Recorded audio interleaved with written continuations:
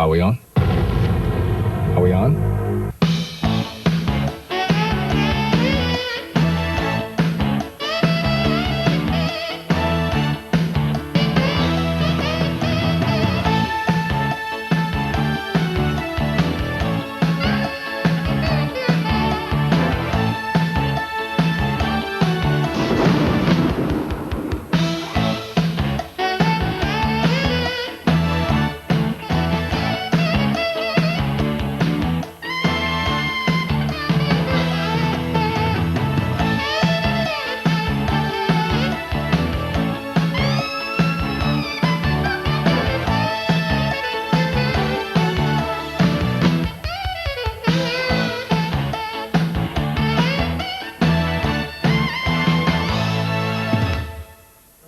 Hello. Hi.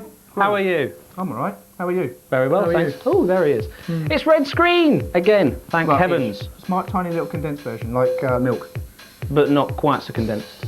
as milk. The saviours of Redtv are here again to entertain you with some movie reviews. This week, coming out on Friday, is The Parent Trap. Oh, us. Yeah, that's Right. And Q-Kit. Parent Trap. And The Mask of Zorro. That's right. So first up is The Parent Trap. Now what? Well, you love this one, didn't you? I do. I must contest. Loved it. It's very talkative tonight because his throat's going forward. Well, yeah. I've got Tim Linden's little frog because it jumped out and jumped in me.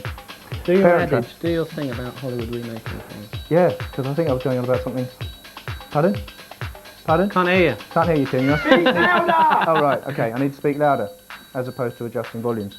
So The Parent Trap, we Yes. really should move on. Moving straight on because we can't fill for that much longer. No, without As we making it filter look enough. too obvious. Right, Parent Trap. Now, as I was going to say earlier, because we did record it, but unfortunately the studio's still being built, so rather than go on about technical problems as everyone else does, we're just going to go live. As we are now. Definitely.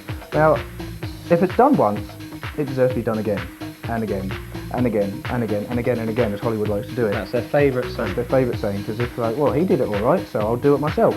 And the fact is, it's never really done as well as. So back in 1961, a film called The Parent Trap came out. Disney film. Also in 1961, funnily enough, was a film called Flubber. Well, it wasn't a Flubber, it was called The Absent-Minded Professor, Which got remade into Flubber. this year with Robin Williams. However, we've done Flubber Kit, so please stop digressing. Okay. Parent Trap. The summation of it is you've got two divorced parents, and each of them has a child. They're actually twins, but the little children don't know it.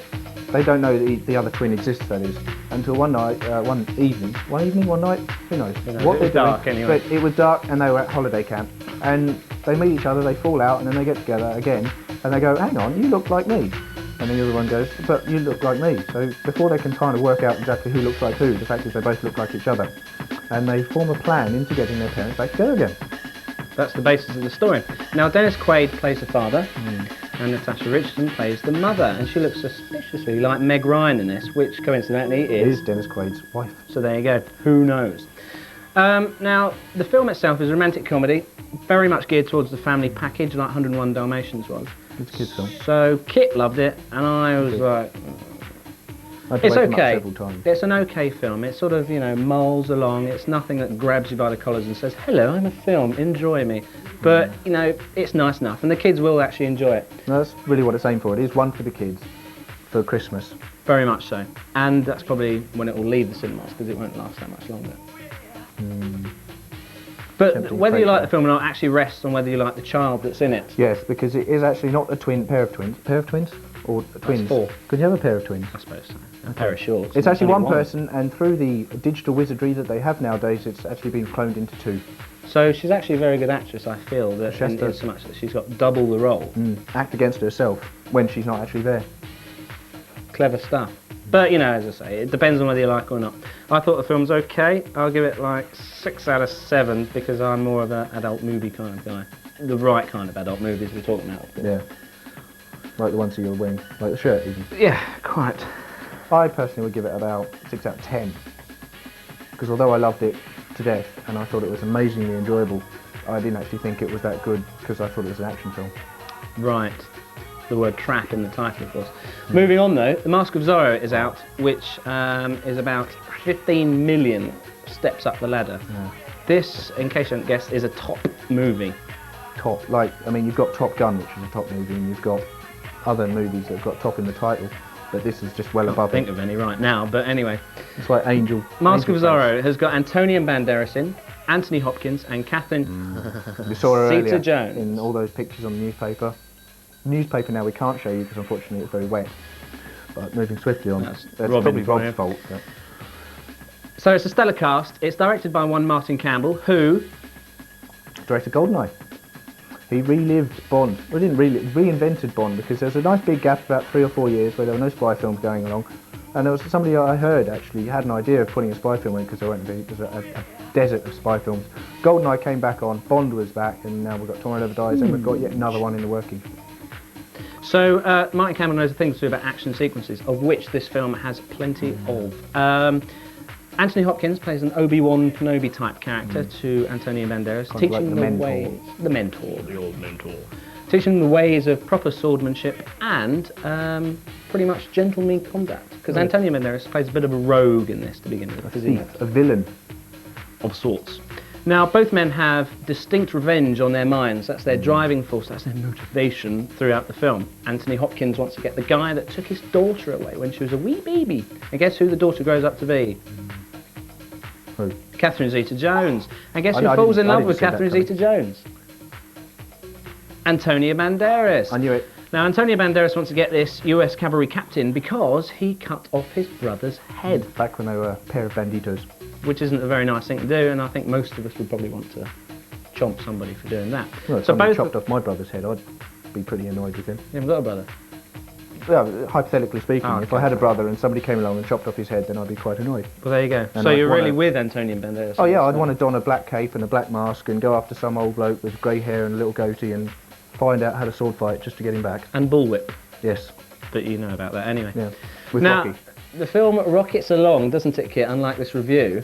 The only problem I have with it is that I felt it was 15 minutes, just a tad too long. I didn't think that at all. But there's nothing wrong with overlong films because you're getting more for your money, so what's the problem with that? I hear you cry. What's the problem with that? Well, it just kind of drags and pulls the story down, I felt. But still, a top movie. So I have to disagree with him there. Well, go on then. I just did. That's your point, is it? I Yeah. disagree. I disagree. I don't think it was And too I'm long. not going to back it up with any information. Nope. Oh, okay. Because I think that the fact that I say I disagree is more than strength enough. Lots of action sequences in this. It's really, really good. because Very you've got- Indiana Jones. And the climax at the end, big explosions and very Indiana Jones. Just set in a mine with lots of children locked in cages going, "No!" And like little In tunnels Spanish. and water and stuff like that. No, So- that was Indiana Jones, wasn't it? Kit, what would you give Mask of Zorro? I feel I have to lead you in Yeah. this review. Like a dog. I'm going to give it 10. 10? 10. I thought it was that good that I'm actually going to give it 10 out of 10. Wow. Not many films get that honour from the Kitmeister. No. I would give it 9.5. As I said, the half really being lost because it is slightly overlong, which seems to be a problem with films these days. I There's think so many films it's that are kind just of a bit director's too cut. long. They don't know quite when to finish it. They think, oh, that's just a nice bit, we'll just put that bit in. That's really nice, we'll put that bit in as well. And then it gets to the end and they think, oh, actually, we maybe couldn't have done with that. What the heck? But 9.5 nonetheless for some amazing stunt work, some amazing horse work. I cannot believe no horses were injured during the making of this motion picture because they're doing some crazy stuff. Jumping on horses up and down, smacking people off them. Riding two going horses at down. the same time, You'll be breathtaking. legs akimbo.